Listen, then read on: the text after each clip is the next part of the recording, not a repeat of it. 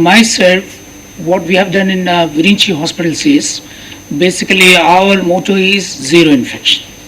People may come with infection to the hospital, we treat them, but we don't want to give them any infection from our hospital point of view or from some other patient. So apart from the closed infusion system that Dr. Samed has extensively described, we also have, from the beginning itself, we had this in mind, and we have constructed our critical cares in such a way that there is an isolation room. Each critical care unit has got a room, single room for each patient, and it is also maintained positive pressure, and also it maintains humidity. If you actually see on the room, there is a display which shows the pressure, the temperature, and the humidity. And we make sure that the temperature is maintained, the humidity is well within the control, and also the pressure is maintained, positive pressure is maintained. So that's one. So construct the building wise or infrastructure wise, that's a very, very important thing. Then air handling unit, as I said, it is not connected to any other thing. It does not share any air with any other unit. It has got it runs its own unit. Just like I'm sure you must have known about operation theatres. Operation theatres are basically very, very sterile areas where operations are done.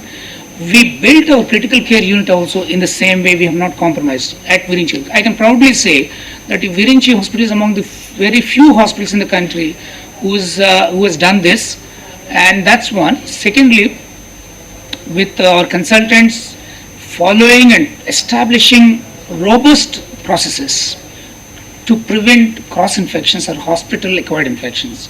We have got certain processes. For example, we allocate one nurse to each and every critical care patient, so that this nurse doesn't go and touch another patient. And before and after touching each and every patient, she or he makes sure that they disinfect their hands. And after every 3 disinfections, they go and wash their hands. This is strictly implemented under the supervision of our critical care head, Dr. Samed here. And he won't compromise, he won't allow it. And over and above, we keep on auditing it. Are these boys or girls doing what we are saying? For that matter, junior doctors. We keep auditing, we meet every month to review the entire situation. Is it happening? For example, a couple of days ago we have had a meeting. And then I'm proud to say that the infection rate, especially surgical infection rate in our hospital, is 0.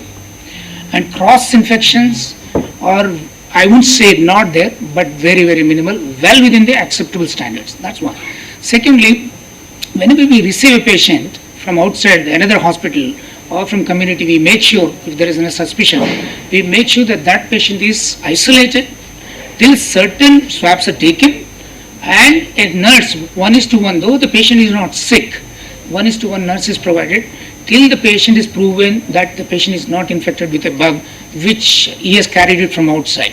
So these are some of the measures, and we pretty much follow our SOPs, which are very robust, and we have an infection control nurse who keeps on rounding every day up and down, makes notes. We have a quality department who actually, over and above whether this nurse is rounding or not, whether the doctors and the junior doctors and the nurses and the technicians are complying with the standards, there is a constant, in fact quality is 24/7 here.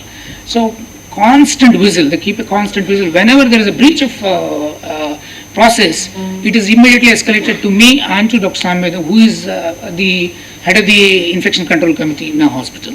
So these are some of the measures that we have established from our hospital, from Virinchi's side. So this is in short about the hospital acquired infection, which can be minimized. There are many more, like as I said, hand washing is probably the simplest, so which we are implementing very, very strictly.